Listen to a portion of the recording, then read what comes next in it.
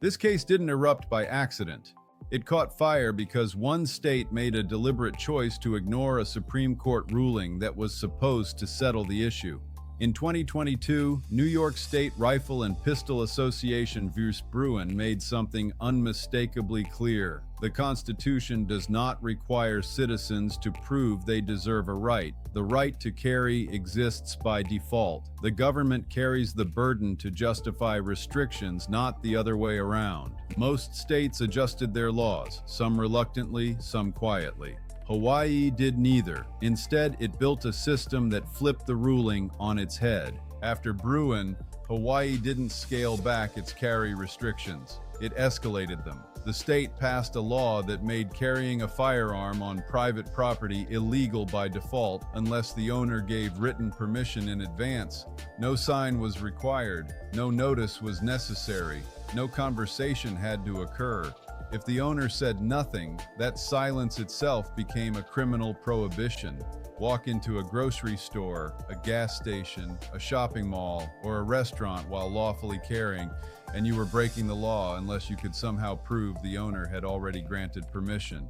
This wasn't an accident or an oversight. It was intentional. Hawaii lawmakers knew most businesses would never post signs granting permission to carry. They expected it. Internal discussions acknowledged that fewer than 0.5% of businesses would ever opt in. The absence of permission wasn't a gap in the law. It was the mechanism. The law weaponized silence and turned everyday movement into legal risk. Ordinary life became a minefield where compliance was impossible by design. The scope of the restriction was massive. Nearly every place open to the public became off-limits by default. Parking lots, convenience stores, coffee shops, shopping centers, places people enter without thinking twice. Under Hawaii's system, doing everything right still made you a criminal. You could pass a background check, complete training, obtain a permit, and still violate the law simply by walking through a door without written approval you had no realistic way to obtain. This wasn't regulation, it was a trap. Hawaii wasn't operating in isolation. After Bruen, states like California, New York, New Jersey, Maryland, Illinois, and Massachusetts adopted nearly identical frameworks. Instead of abandoning restrictive permit schemes, they rebuilt them using technical barriers, sensitive place expansions, and permission structures designed to survive just long enough to delay enforcement of the ruling. Between 2022 and 2024, those states passed dozens of new gun control measures. Hawaii alone enacted 14. But the private property default ban went further than the rest. It didn't just narrow the right to carry, it erased it in practice. When challenges reached the courts, even the Ninth Circuit struggled to defend the law. The historical justification was thin at best. Judges could only point to a handful of 19th century examples, most of which had already been rejected by other federal courts. Hawaii's attorneys leaned heavily on one obscure example from the 1800s that had nothing to do with modern public carry. That was the entire foundation of the defense, and it wasn't enough. But the real shock came next. Something happened in this case that almost never happens. The Department of Justice switched sides in a major Second Amendment battle. Publicly, deliberately, and with full awareness of the consequences. Normally, when states construct restrictive carry regimes, the DOJ steps in to defend them. They cite public safety. They argue historical tradition. They emphasize government oversight. This time, the DOJ took one look at Hawaii's law and refused to defend it. In its briefing to the Supreme Court, the Department of Justice stated plainly that Hawaii's law was not a legitimate exercise of property rights. Trespass laws already give property owners full control over who enters their land and under what conditions. There was no historical basis for a default ban on carry absent permission. The DOJ described the law as pretextual, using that word repeatedly. In legal terms, that is an accusation of bad faith, a claim that the stated purpose of the law was a cover for its real intent, blocking a constitutional right. Then the DOJ did something even more unusual. It asked to participate in oral arguments not to defend Hawaii, but to support the challengers. This marked only the third time in more than 40 years that the federal government flipped sides in a Second Amendment case. That moment changed everything. Once the DOJ moved, the legal landscape shifted. State attorneys general coordinated strategy. Amicus briefs flooded in. 26 states, more than half the country, filed formal support for striking the law down. This was no longer a regional dispute, it was a national warning. The Supreme Court's decision to hear the case triggered immediate consequences. Lawsuits across the country that had been paused suddenly came back to life.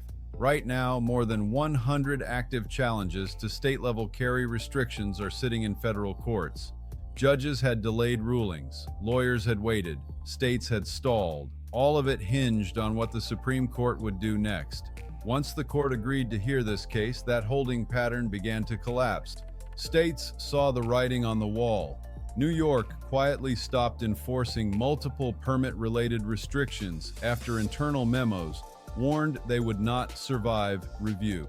California delayed implementation of new permit rules that were already finalized. New Jersey's Attorney General advised prosecutors to use discretion when charging permit violations. Legal language for "do not touch this unless you want to lose." These weren't public announcements, they were quiet retreats, and they happened before the court issued a single ruling. There's also a financial reality most people never see. For years, permit systems weren't just regulatory tools, they were revenue engines.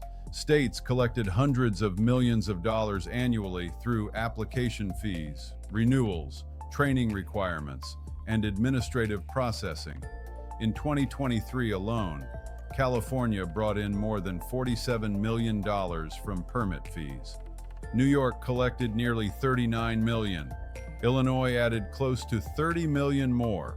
Nationally, mandatory carry training generated an estimated $680 million per year in private industry revenue.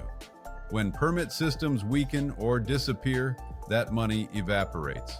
Hawaii's permit division reportedly cut nearly two-thirds of its staff after applications dropped dramatically. New York refunded millions after courts blocked training mandates. California halted its issuance fee, losing over $1 million per month. Budget offices are already forecasting shortfalls with no replacement funding. This isn't theoretical.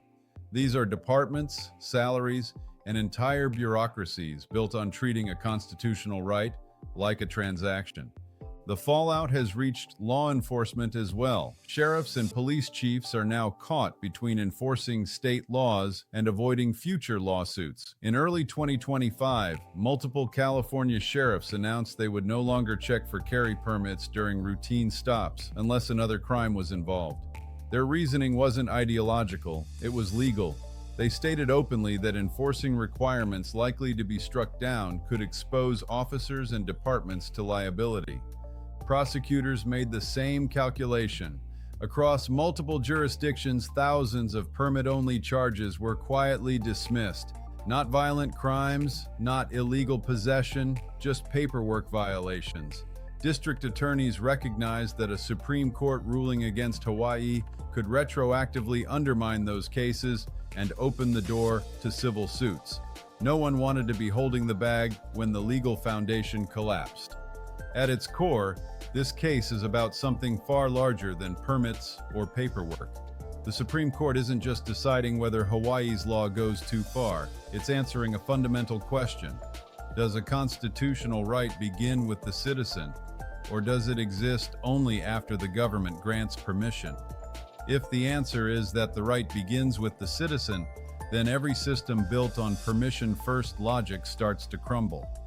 Bruen already rejected the idea that the Second Amendment deserves less protection than other rights. You don't need a license to speak. You don't need permission to worship. The government cannot flip the burden of proof simply because the right involves a firearm. Hawaii tried to do exactly that. It turned a right into a request and treated silence as denial. History doesn't support that model. There is no tradition of requiring written permission to carry on ordinary private property open to the public.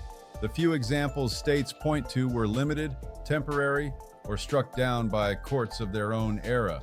Hawaii's system wasn't rooted in history. It was invented to avoid compliance.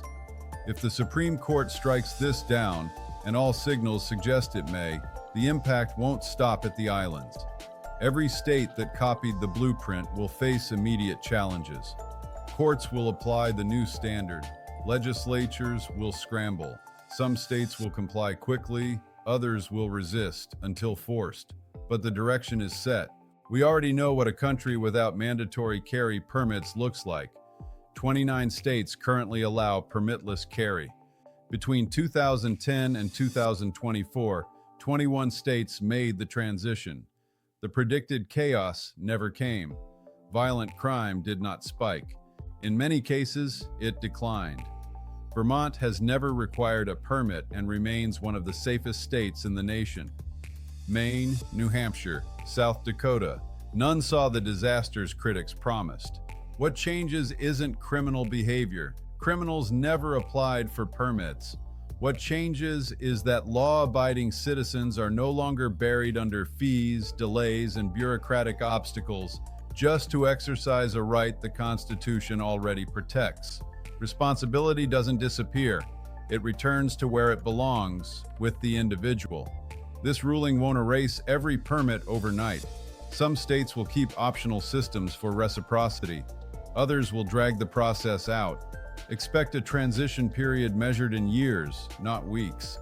But the foundation will be reset. The future of the Second Amendment will no longer start at a permit counter. It will start with the citizen. That's the moment we're approaching, a legal reckoning that states delayed, resisted, and tried to bury in technicalities. The permit system is cracking, the court is closing in, and the Constitution is about to have the final word. If you want to stay ahead of what comes next, stay with Gun Law Updates, because the changes coming out of this case won't just affect Hawaii, they will redefine how rights are treated across the country.